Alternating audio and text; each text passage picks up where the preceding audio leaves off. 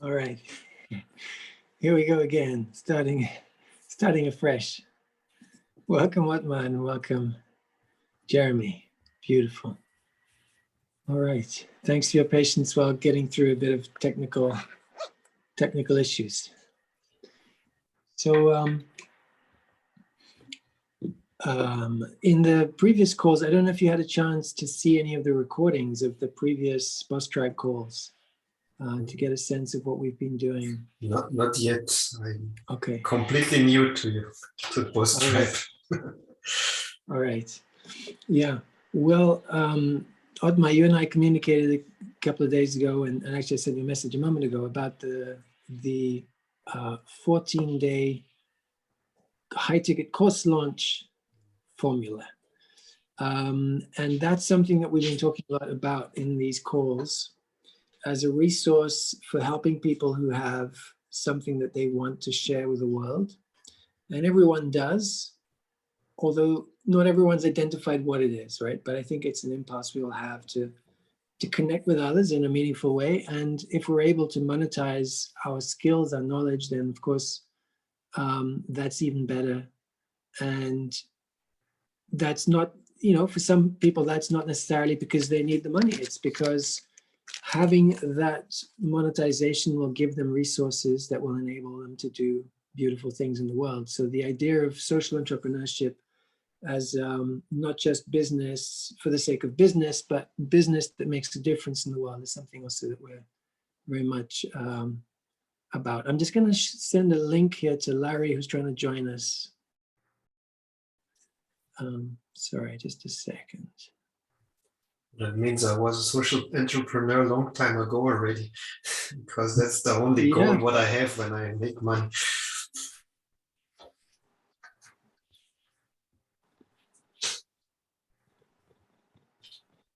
Definitely a difference in jumping from supporting a corporate purpose to kind of what is our purpose? Why are we here, and how do we want to make a difference? Yeah, I always said I want to earn money so that I can support people. Beautiful. The more we have, the more difference we can make. Yeah. I would love to, we've been in calls together, but I'd love to get to know a little bit more about you both and see how we can work in synergy, how BizTribe can be a place to support you in thriving, and what you can also bring to BizTribe that I'm sure you have wonderful skills to share. So would you like to introduce yourself a bit? Also, for those who will see the recordings, it'll help to introduce you to the community. Yeah, then let me start. Since a couple of weeks, I'm a leader too. I'm in BizTribe now, the preliminary leader. And yeah, what do I bring to BizTribe is, I would say since 2012, I'm involved in online marketing. So I think I know quite a lot about that, about advertising online and all that stuff, collecting email and building landing pages and such stuff. Yeah. And I am actually a broadcast engineer and software developer. So that's basically it in a nutshell, how I would describe myself. Yeah, nature lover, of course. Nature lover. And would you like to say a little bit about what the course that you're wanting to create, or is? Yeah, it has to do with BizTribe actually, and our newly created Thrive Hub, because people in the group were telling me, yeah, I want to learn software development, and then I said, yeah, actually I wanted to do that a long time ago, to create a course for people learning how to write code. And that's how I contacted you, Peter. That's because I knew that you have a course available at your hands, which could help me with that, to build an online course. Yeah. And actually, this morning I created together with Omsira the logo for TechTribe, and I figured out actually I want to address also kids to learn such skills, because I'm doing it actually with my kids. Let me show you shortly what I have standing here. That's what we are doing, my kids and me. And they are learning programming too now, such devices. Wow. Especially my 6-year-old, he is very interested in that. When we just, it's not really programming, you just pull such pictograms into a place, and then suddenly the motor is turning. And he's really amazed what my laptop can do to his toy. Yeah. So that was the idea, and that was flowing also into the development of the logo, this playfulness. To when you, yeah, but it's not only about the technology, but also what can you create with technology, and what can it help you to achieve. Yeah. And many of the people who connect, if not all, I think, the people that connect with the Thrive Evolution spiritually awake in some sense. And often what comes with that is an aversion to tech, an aversion to money as well, or at least an ambivalence, towards these things, like a sort of love-hate relationship. And so it's interesting that we're here in the BizTribe call, where one of the themes that we work through is what does it mean to have a healthy relationship with power? Money being associated with power, and unfortunately, typically, one of the reasons why it becomes this aversion that people have towards money, or this ambivalence, is because of the abuse of power, the misuse of money, or the misuse of power in order to get money. And tech, maybe some people see it in a similar way, like so much of the tech that is serving them, they take for granted. And the tech that is that stands out for them is often it's what's creating pollution, it's what's creating problems in the world, and so it can be something that people see as problematic. So having a healthy relationship to tech is an interesting challenge, to maybe reframe what can tech do for us, especially at a time when we are with concerns about, like, are we going to have tech injected into us? Is tech being injected into us? Are we going to be hooked up via Neuralink to the metaverse and so on? So there's a sense of, like, is this thing a dangerous beast? How do we relate to it in a way that we understand it, and what the effects of it are in our lives, in our bodies, in our energy fields, in our bioelectrical field. So there's lots that it's interesting to explore there. Definitely. That's the background play. Jeremy, would you like to share a little bit about yourself and what your interest in BizTribe is, and what I'd love to know how BizTribe can be of service to you, and what you would love to do in BizTribe. So it was my first time on BizTribe call. I was actually intending to kind of check it out, see what it's all about, meet some of the people, as far as what I'd like to get out of it.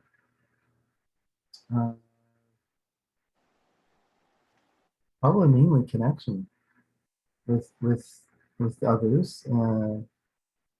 My background is pretty varied. and my nature is pretty varied also. I tend to be largely a big picture thinker, and so rather than having one specialty, I kind of specialize in everything. Not everything, but a lot. Right? Uh, I'm pretty good at a lot of things, but some things I'd like to get even better at. So I've got a background in let's see, some farming, electronics, military, maintaining missile systems, uh, dealing with military.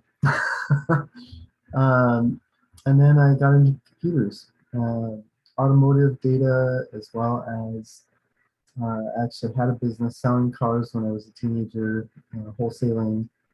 What else? Got into coding. I started taking classes toward computer science. Didn't stick with that too long. I tested software for several years, so I've worked with many developers, worked with that computers sitting in the cube farms, and realizing that there's probably something better for me to be applying myself to in the world. And so I've been aiming to do that the last few years. I launched my Telesummit in 2016.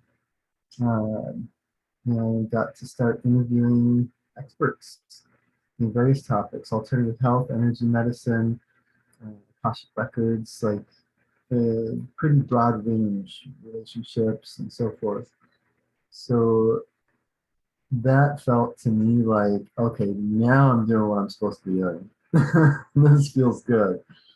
That was something that lit me up more than anything else I could think of much, for the most part. Getting up and starting my day, just getting my vibe to a point where I felt ready for these interviews, and knowing that I am the conduit for the audience, that I am running through what they need to hear. It's not about me and what, I get to ask someone what I'd like to ask, but I'm more focused on, okay, how can I draw this through for the audience in the best way? And so I don't know if you're familiar with human design, but one of the things that it says is that I'm a 6-2 generator, left angle of the clarion. And what that means is I'm a messenger. And when I first found that out was when I had just finished my first summit series. I ran it for about 6.5 weeks straight, and was just like, oh my gosh, yes, I am on my path. So wait, sorry, what was 6.5 weeks? The summit, the series of interviews and so on. It went on for 6.5 weeks. Yep. Wow. Yeah. My first one, and I felt like it went really well. And I'd like to keep that going and keep expanding and making a bigger and bigger difference. So beautiful. And you're on our summit team. Yes. Great. You come in with experience and enthusiasm in summit creation. Beautiful. Yeah. It happened to be crypto that I came in to listen to, just to kind of vet and see if I could just delete that group off my Telegram. And then I was like, I heard Jay talking. I'm like, wait a minute. This sounds like home. And the more I find out, the more this is exactly what I've been wanting to create for years. But it was like, okay, so that means I would have to figure out how to create my own team to start getting all this going. And so it's really exciting to have just stumbled across a team that's doing exactly what I've been picturing. So I can't imagine it any better. Beautiful. It's beautiful to have you in the team, and Otmar and Ladi and Sasha, all of you. Would you like to put your your tribe names in the Zoom, and that way those, I mean, we know each other, but those who are seeing the recording will also get to know each other better and be able to place us in what we do in Thrive Tribe and Thriveolution. I Would you just like put to say a bit? Thriveolution because I'm all. Hey, Karita. Hey, Peter. Happy birthday. Thank you. You're welcome, brother. Great to see you. I know you're super busy. Beautiful that you managed to drop in. I am here. I'm supporting. I love you guys. I really want to support you. I am working on the hub right now while I'm here. So, but I wanted to be present as much as I can. I'm a boss.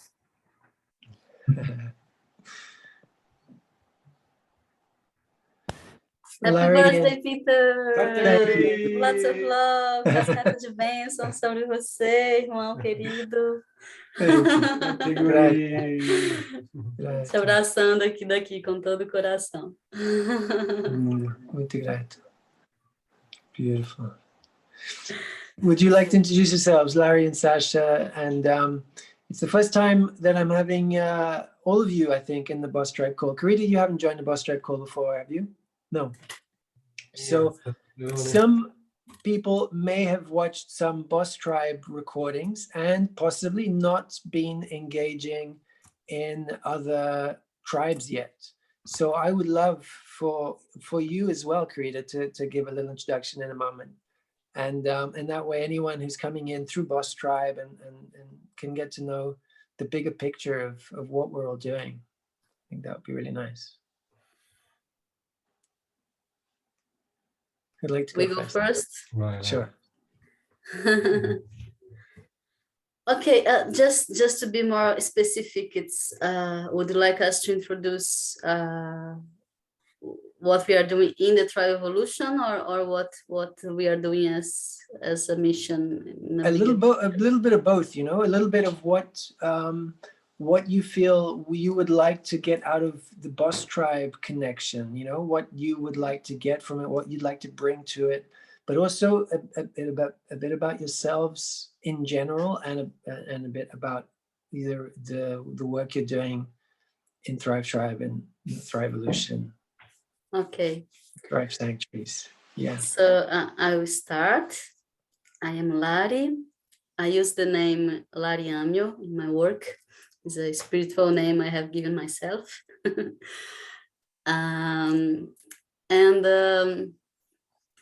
Well, I'm very open to language and communication since I was a child, and I use it to write a lot, and this is an expression I have very strong on me, but it has got a bit lost on life with motherhood and with everything. And what I have today is in my path, in what I want to show the world, is really the work with the cyclic wisdom for women. I have a path in recognizing it as our own power, so recognizing the power of our own blood, and what does it mean to have our womb in the connection with the sky, and being able to give it to the earth, how powerful it is for us women to be bridges of sacred information, bridges. The matrix of life is, now we have this connection with the matrix of life, so it's very, very sacred. And in a very male society, and male in a very sick way, not the balanced male, but in a very unbalanced, we are tend to believe that we need to follow these patterns, and we need to be productive, and we need to be a successful woman, a successful mother, a partner, and everything in a basis, in a model that is built, and we have raised believing on that. So when we awake to this knowledge that is inside of us, and it's guided through our own cycles, and we really are shown as mirrors of the moon, as mirrors of the earth, that we are not only one woman, but we are many. And this pattern comes back, and this is really a knowledge and a wisdom that we can count on to, and get to know ourselves and respect us as we change. One week we are one woman, in the other we will be another woman, and in the other we will be another different woman. And we are the first ones that need to know that. Otherwise, we are always demanding us to be that whole model, when it's not like this. We have potentials that arise in different phases. And if we know them and know what to avoid and what to embrace, we can navigate in a very intelligent way, which gives us satisfaction, which gives us happiness, because we are following what our real nature is, moment by moment. So it touched me very, very deeply. I teach it to my partner. He knows when I am in the moment. He knows when he cannot make that joke because I will be pissed off, or when he needs to take care of me because I need that embracing more. I teach my children, when my moon is coming, I'm telling them, look, do you know that very old grandma, that very old lady, mama is like that one now. You need to speak slowly. You cannot speak loud. You need to know I need to rest. I'm not be taking you in my arms all the time. I'm not be playing with you. I need to be in my cave. So it's, and also for the women that the little girls that are starting menstruating and having this rite of passage to this new life that comes when all these archetypes are embodied in us. So this is, it really taught me a lot. I really feel it as a mission, because it's completely life-changing for us, completely. Have you been teaching, I mean, you mentioned that you've been sharing with Sasha, but have you also been teaching other men? Or is it mainly women? I mean, I suppose it's mainly women, but have you been teaching men as well? Yeah, the workshop I have nowadays that I teach many times, I have developed it teaching for women and men. I used to go to rainbow gatherings a lot when I was living in Europe. And that was when all this knowledge came to me, and I started following Miranda Gray, which today is my mentor. And by that time, I used to make circles, and I was receiving many men as well. And the other day, Sasha was telling me, you need to make the course only for men sometimes, for them to support their partners. And yeah. Yeah. So for young boys. Yeah, I have a very nice experience teaching young boys. I was called to a school to work with the girls, but then the teacher was okay, but there is also the boys. And then I make a whole thing with the hero journey for them to understand the cycle with the hero journey as well. And I work very much also with the physiological part. So it's very important also for them to know how to avoid the pregnancy in young age, and how to know the cycle of their girlfriends as well, and putting them in a position of responsibility. And they were way more involved than the girls in understand that cycle and counting the days and really getting the information how to do it. So it was very rewarding. It was very rewarding to do that work with them. And yeah, I have made some online workshops. I have one also that comes with this knowledge, but touts the point of vulnerability and this consciousness that our vulnerability is also our power, is exactly the same gate. And when we understand that's the same sensibility that makes us sometimes feel vulnerable, it's also the same door for us to understand that we're connected to everything and there is our power. And yeah, in the last years, I have put it a little bit by side. I was, when my third boy was born, and then I was with 3 little kids at home and needing to take care of them. And life made me stop a little bit, and I'm right in the moment of changing this. I have a very wise old woman cycle, very in my own cave, and now I'm arising again to, okay, I need to put this again in the world and give my voice. So it's quite a moment. I also in our life moment, building house, we also need to be in a movement right away. And I know I have many resources. I just need to restart, because we get a little bit. I need to rebuild this path to really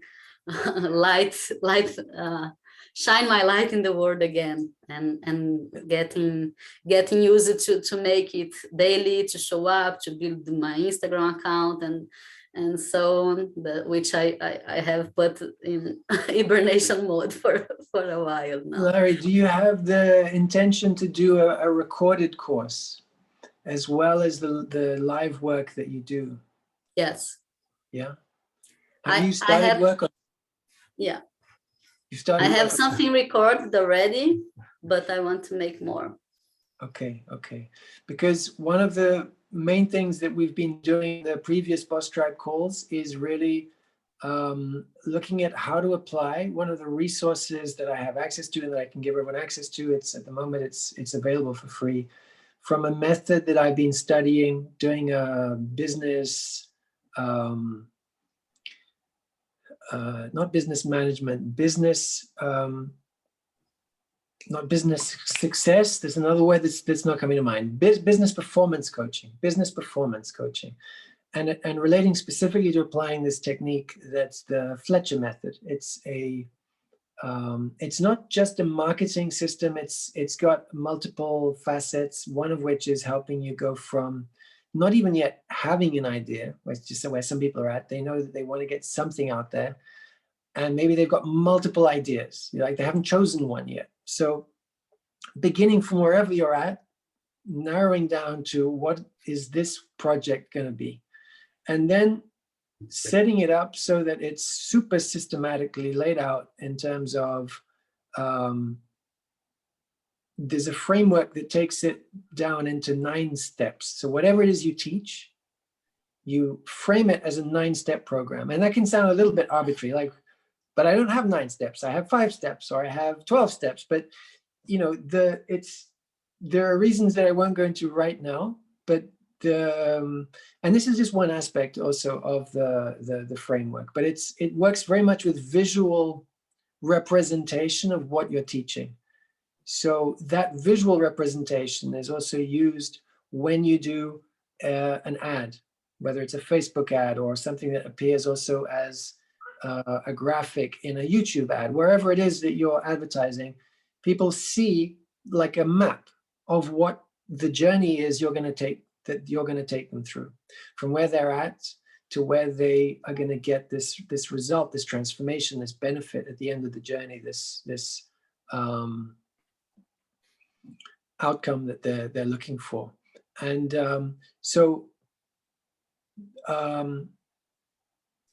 if you would like to in the next calls, or if you want to talk one-to-one as well, that's one of the things that I'm really enthusiastic about helping people with at the moment, is getting their work into the world using this framework that simplifies things tremendously. And the marketing's kind of built into the system, in the sense that you don't have to create a lot of extra stuff for marketing. The way that you create the course, you kind of extract aspects of it for the marketing purposes. So that, marketing can be really overwhelming, especially for people who've had a spiritual awakening and feel an aversion. Like I said at the beginning, there's an aversion to money often comes in after a spiritual awakening, an aversion to tech. So the stuff, marketing involves a certain amount of tech as well. And then there's the marketing itself. The word marketing can be kind of distasteful to people who feel that marketing is manipulation. Marketing is trying to convince people to do something they don't really need to do through kind of tricks and persuasion. And so having an ethical approach to marketing where you're bridging what you offer with the people who are going to benefit from it. You know, that being the focus. Not just that you sell lots, but that you reach the people that are needing what you're offering. You know, that's like the foundational point. And once that is super clear, like you know who you're communicating with, then you can really confidently say, I want to reach more and more of this type of person. Because you know that you're reaching the people that need you, rather than just splattering the information out into the internet, you know, and kind of feeling spammy while doing that. So is there anything else you'd like to share, Sasha? Or sorry, Larry, before Sasha begins to share. Yeah, no, it feels amazing. I have been studying many things about marketing and participating on events. So I have done some paths, but of course, I'm always back to this point where I feel I need to delegate people, and I really would like to have a team to help me put in my work, and not being taking care of the things I don't really like, and just doing what has to do with deliver my message. Yeah, I think there are many things about how to be really inspirational, how to do something really creative and really unique, and I think we can exchange a lot about it. Beautiful. Great. Hi everyone, fantastic to be here. Actually, it was not on my mind, and then Larissa said, "Oh, I'm going to go participate," and I said, "Oh, why not?" And the energies are very beautiful. Today we met so many people in the village that we usually don't meet. I don't know, it's the energy of expansion. Thank you, brothers, for sharing at the beginning, listening also where you are in this journey. Thank you, Peter. Happy birthday. Thank you for this moment. Pleasure. I'm yes, I'm also at the stage of basically knowing where is next, and the challenge is getting out into the action mode. And but I come from I have more than 15 years of experience in the humanitarian world. That was my mission for that period. It was not really, it was like a life for me. It wasn't a job. I would take holidays or rest in locations, go traveling between missions, and I've been extensively in Africa, in the Middle East. I was working with Doctors Without Borders, Médecins Sans Frontières, and I have a passion for telling stories. So for me, what I really loved of the organization is the fact that we are testimonies, the way we have the témoignage, and it comes through journalism. And I come from a background of my family from my father's side. They all have journalist backgrounds, and so I grew up with that as the background, and all the connections of the international relations. My grandmother was correspondent for the BBC radio in Tunisia, so we would go and have lunches and dinners with ambassadors and so on. So that was the kind of thing that I grew up with, and I had I honor and cherish my parents that they managed to, they sent me to a school, international schools, where, there was a lot of money, and my parents, they were paying it from, their work, and not having conventions, because it was a lot of UN functionaries, people that would, the system would pay part of the education of the children, and so it was easier. It said this, and they were also, it was a privileged setting, but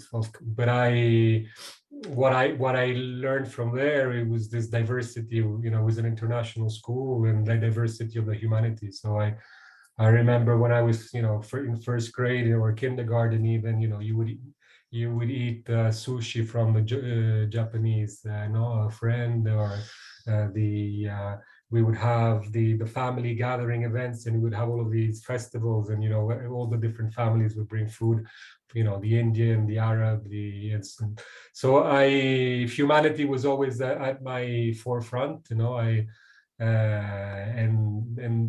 no reason why, I wanted to study medicine. My first big failure, that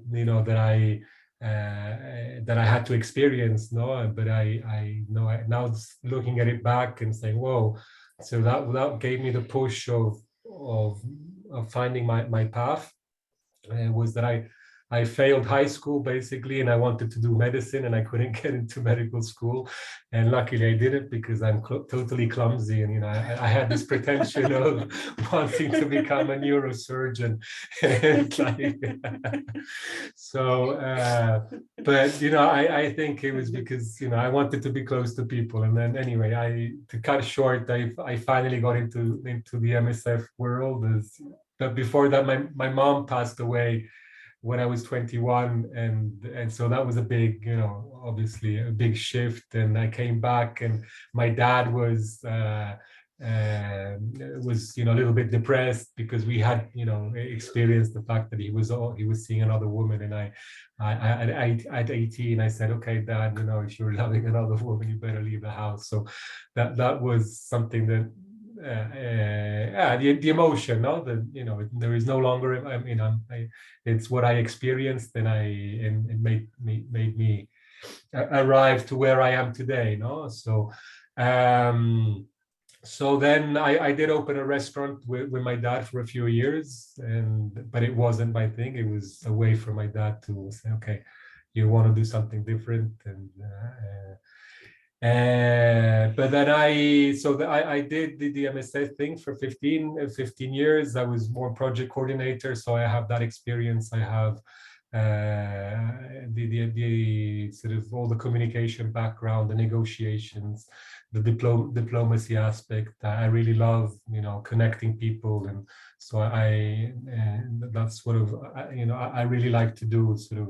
And when looking at Thrive is also talking about Thrive in that way, to bridging and connecting, moving forward, and seeing how people fit, and looking at the management of, or the coordinator that I was, and then the other big passion that I have is the documentary, and I did a couple of documentaries for MSF internally, and then I did a one big one that it was just this power of passion of saying, I really want to do this, and I'm going to make it happen, and it happened. And I did a story for Al Jazeera, People in Power, and it was after an experience in the south of Yemen, working with refugees coming from Somalia and Eritrea and Ethiopia, crossing, similar to what happens in the Mediterranean, but on the Arab coast. So a lot of deaths happening, and so then we were there, and I was picking the project, and we were basically developing and witnessing this and saying, oh, how can we, what can we really do? And we started engaging the local community, fishermen, and getting them to call us when they would see landings, and we had the medical and the food and the non-food item clothing to give, and and then bridge them to the UNHCR that was dealing with the situation at the time at the political level. And then I said, wow, this is an incredible story for a documentary. So I, one night eating watermelon with the MSF colleagues in this beautiful house, and in the middle of the village, I said, well, I'm going to do it. And so I finished my mission, and I traveled to see my sisters in London, and I had written an email. I could contact various networks and so on, and nobody replied. I was flying the following day, like on Monday, I think, or on Sunday night. And this was Friday. On Thursday evening, I get a call saying that the producer of Al Jazeera wanted to see me, and so I went, and and he said, yeah, okay, I love it. Here's the guidelines. We and so I found a cameraman, and we went off with this cameraman who was a friend of a friend, and he had all the experience from the major wars. He was a sound techie as well, so out there, we spent 3 weeks, and I had all the experience and the network from the work with NSF. So we had the driver, and we collected so much material. And as you know, when you film so much, and then you only use very little. But it was an awesome experience, and it led to also to getting other stories there. Or it was during the piracy period. So while I was interviewing the Coast Guard manager in Aden, in the port, he was saying, "Oh, we captured some pirates," and and so I asked, "Oh, can I interview them?" And he was a little bit, "I'll let you know." And and then the next day, I was out there interviewing them, and at that point I said, "Oh, wow, I have a scoop! I have a scoop!" And I tried selling the story to all the news, writing to the studios, and nobody picked on it. I ended up selling it to a friend of mine that she was writing at the time for a right-wing Berlusconi newspaper. But nonetheless, the story got out. So that's sort of what passions me a lot. And I was, so that's something that I would like to kick in at some point, and maybe with Thrive. The thing of I love the media tribe picking up, and and how I can contribute to the news coin. So that's very beautiful. Basically, after that, I met Larissa, and it's been a total shift, and something that I wasn't maybe really looking for, but it was dormant in me, and it's a beautiful connection of building community. So we came to Brazil, and we are building a community. We're learning a lot, and it's an experience. It's a journey. It's obviously that's it's ongoing. And a business that arose that I wasn't it just happened was this hemp business that it began it in a way that, because when our youngest son Kian, when he was 5 months, he started having convulsions, and Larissa was at the time traveling for work at the time, and she and basically he started experiencing these convulsions, went to the hospital, all okay, and we started giving him hemp medicine, hemp oil, and and that led to me to start researching a lot into the which oils, the difference between CBD, THC, and so on. Up to the point that I was talking with people in Israel where they have a university, the biggest university in yeah, I know they've created huge studies on the different characteristics of different CBD. Yeah. Exactly.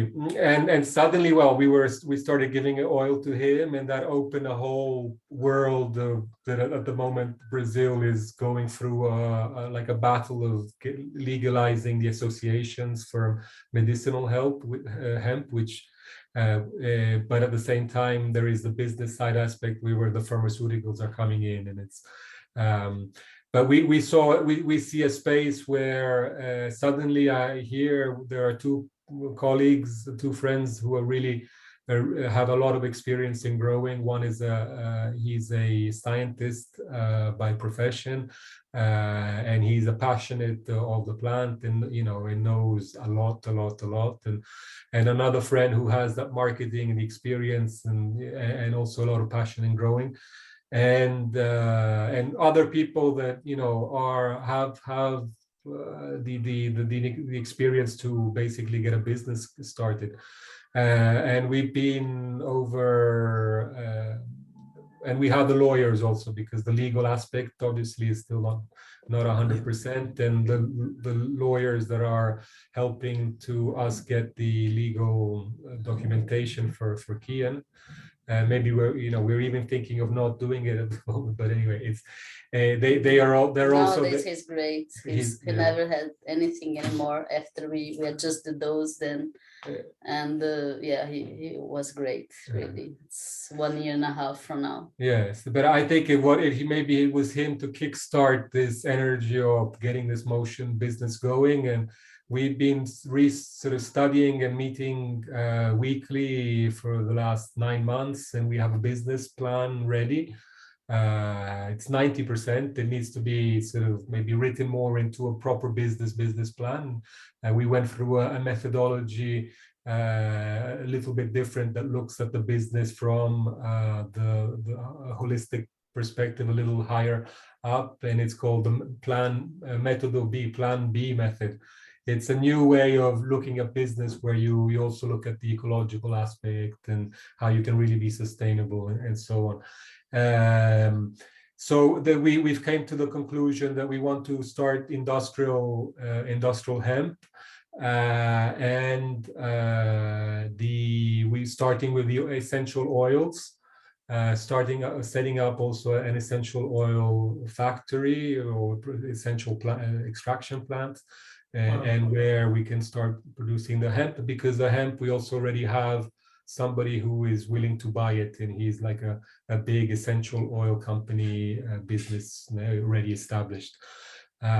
So all the elements are there for to really make it happen. And we were even close to a certain point of finding investors, but we were not fully ready. And so I think now we are, and there are we're waiting, basically lands are here opposite our community. It's the other side of the river, of the valley. And there is also another piece of land that I'm thinking to start the fry sanctuary. So it's like everything matches perfectly, and so yes, this is something that I don't know, I would like to bring. Sorry, I speak a lot. Thank you for sharing. Amazing. And I'd love to put you in touch with somebody I know here locally who is also doing hemp production and CBD. And actually the shop that is at one door down from where I have my office here is a CBD shop. That's what they specialize in. And so it'd be interesting to put you in touch with both these people. I think it could be a nice contact, and maybe, I don't know how easy it is with all the licenses and so on to be able to sell in Europe, sell the CBD in Europe, but that's something, I'll put you in touch with them, and maybe that's something that would be of use to both of you. Thank you. Beautiful. Just randomly met a couple at the Seattle airport a few weeks ago that were from here in Eugene, and they run a farm and they sell 350,000 pre-rolls a month. I was like, what? And just random, I just happened to ask something and started the conversation, and so she gave me her website and stuff, and yeah, it's a big booming business here in Oregon, and there's also some cartel type stuff going on too that could be a little tougher to regulate and keep control of. But I think some people in the industry realize that we don't all need our government trying to license and regulate everything we do. Yeah.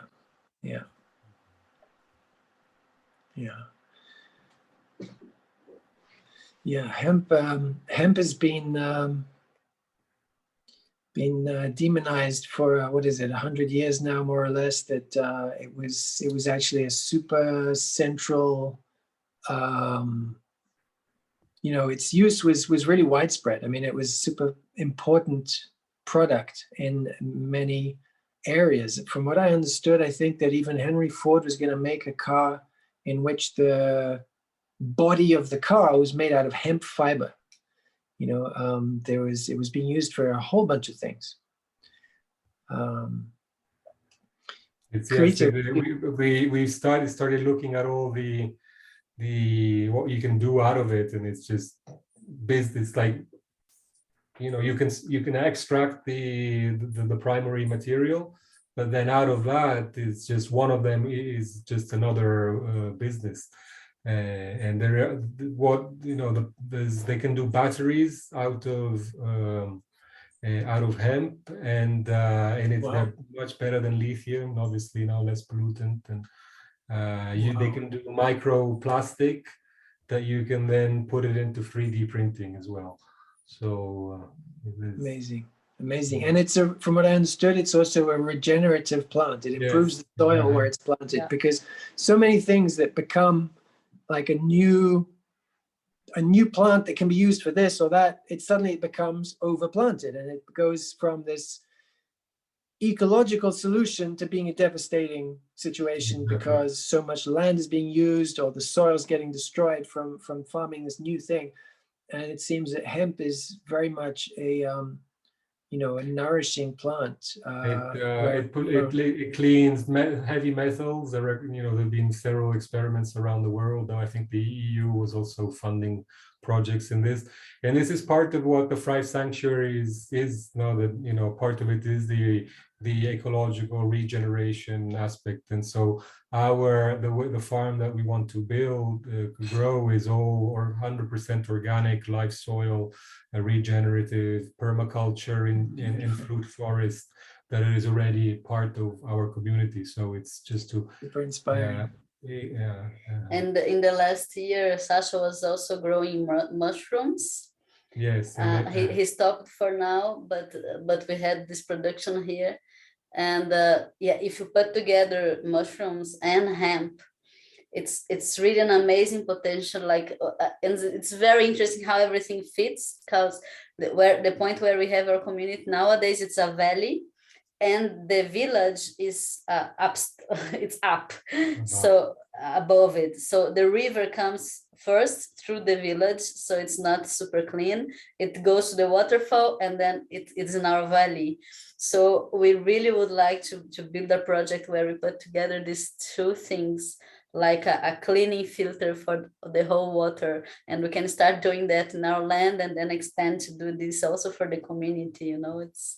It's pretty amazing. And then with all the write this down, Carita, for the what we're gonna do with the noding and the blockchain mining that we can do in the village, and the free energy system that Jay wants to bring here. I think we can set them here with a waterfall. Wow. Yeah, we got a lot of exciting stuff coming. Yes. Beautiful to hear you. Thank you for sharing. Thank you. Carita, would you like to share? Sure. All right. Well, I won't be as detailed as them because they're awesome, but I try to keep it short and sweet. This is my style. So my name is Carita. I am the COO now of the Thrivevolution, which is Chief Operating Officer or whatever. I don't like labels, but it's really exciting because I've been a serial entrepreneur my whole life, and I was raised with an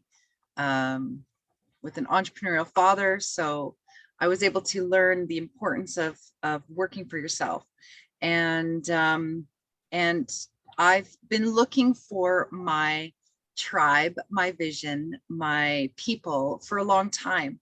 And with all of the failures and successes I've had in business and crypto and everything else, it has all led me to be a part of the Thrive Tribe, which is the Thrivevolution, and Shillet. And it all started it's the most beautiful synchronicity. And my vision, like last year, I had in 2020, when people were putting restrictions and lockdowns and rules, I was making my own because I don't follow rules. I'm a bit of a misfit and a rebel. Actually, I very much am, and I love it and I own it. So I was creating a project for an eco village. I'm very into I love self-sustainable communities and off-grid living, and so I created a big project. I had 1,300 people still do, in my Facebook group. We had plans. We had a big 2,500 acre or hectare, or is it? Yeah, I was about 2,500 acres, which is about 1,300 hectares of land in Mexico that we were going to purchase and develop. It had 9 cenotes on it. It was like the most beautiful property just south of Merida on the Yucatan Peninsula. And the project was growing, and it was, you know, a lot of people wanting to participate.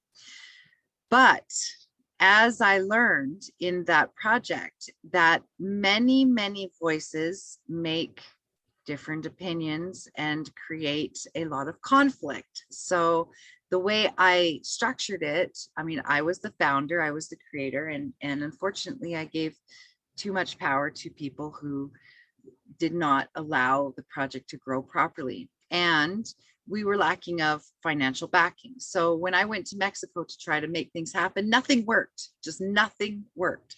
So it was a sign from, you know, the universe, God, whatever you call it. And it was not my time to create that village. It was not my time to create that project.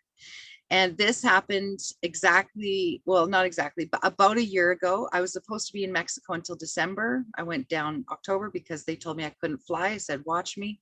So I went to Mexico in October, and I was supposed to be there until December. I came back. I went back kind of like with my tail between my legs in November because it didn't work. And I had to walk away from that project because I had to put my child first, and that wasn't putting my child first at that moment. Long story short, I joined the Thrive Tribes. I was there. I was just hanging out. I didn't know my space. I didn't know my vision. I didn't know my purpose because I didn't know, right? I had lost it. And I got asked to be a part of a crypto the project manager of a crypto project that we have, which one of the first projects that we really started, which is the Shillet project, which Laddie and Sasha are a part of. And a lot of Mexico connections.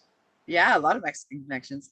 So yeah, so anyway, it was serendipitous, and I helped grow the Shillet project. We're still growing it. I'm still project manager, and we are growing the purpose to grow the crypto project within the Thrive Tribes, within the Thrive Evolution, is because without money, which I found out in my Ecovia Zamor project, you cannot buy land.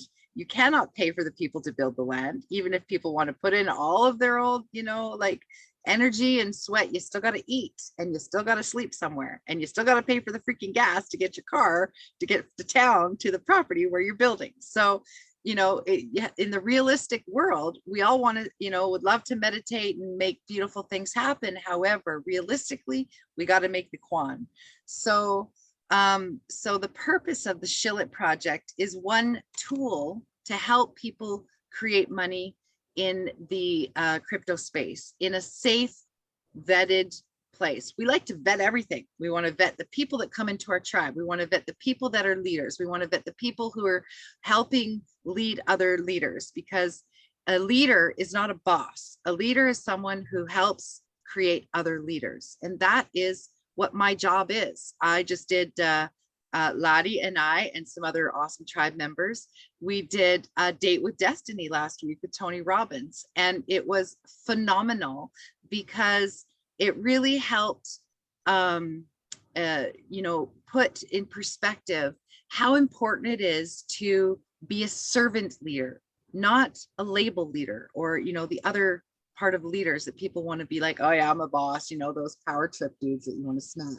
So you know, it's like my purpose, my vision is I am a powerful servant leader that empowers others to create abundance and have fun. That is my mission statement now that I created during my Date with Destiny. And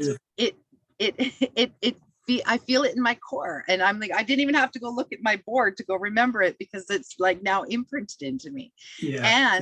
And the virtue, sorry? Gave me goosebumps. Thank you. And the main virtue that I found was what really important, you know, overcoming and removing my old stories, was courage. because my life, I didn't have the courage to truly be who I am. I have suppressed my own power. I have suppressed my own abilities because I wasn't good enough in other people's opinions, or I thought other people's opinions. And as a boss mama, as a leader, I have to own that I have that power.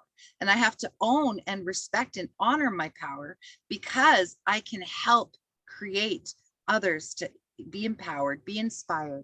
And I mean, I'm blessed that I don't want to sound cocky. This is where the old me would be like worried about, I sound like, oh, I'm ego and all that. But it's removing that, you know, that picture of, oh yeah, because I own my power, I'm egotistical. No, it's because I own my power, I can now create things that I have only dreamed of doing.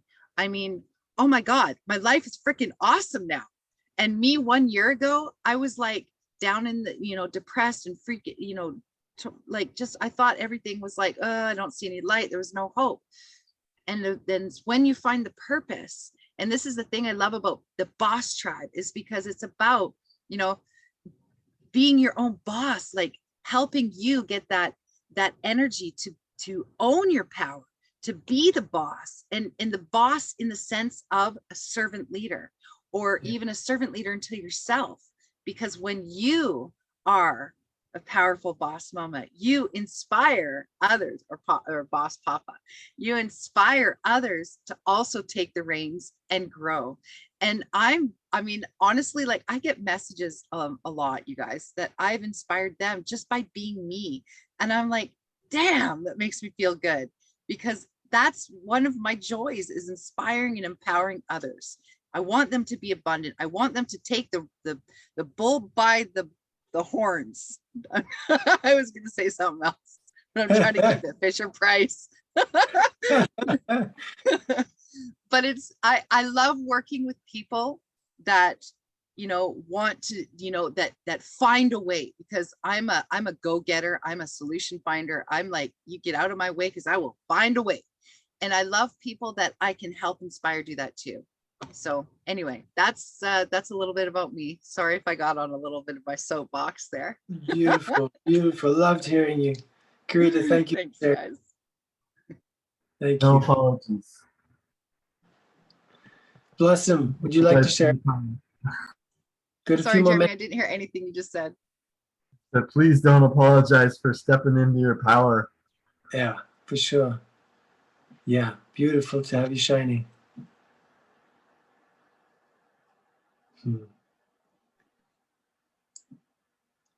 Hey guys, thank you so much. I've been listening with so much joy and attention. My dinner's done and it's after 7 and I have another call that I have to. I've been just about 8 minutes late all day long. So yeah, and I was a little bit late getting into this call. It's been one of those days, but something needed some attention earlier to this morning. So I thank you so much. And it was amazing to hear all your stories. And I feel like I just got to know all of you just a little bit better. Yeah. And yeah, fantastic. So I'll see you again next week. Great. Okay, thank Enjoy you your all. dinner. Yeah, thank Ciao. you. Bye for now. And happy birthday. Happy birthday. Thank Happy you. Thank you. Thank you. Wow, beautiful. Beautiful. Lovely to get to know you all better. Really beautiful hearing you all. Real pleasure.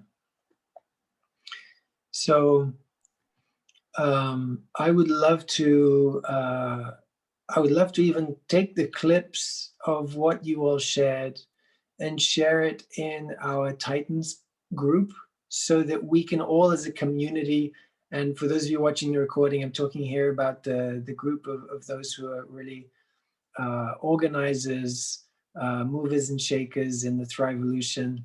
I would love for all of us in the community to know you better. You know, it's been really inspiring hearing each of you, and so this has been really lovely.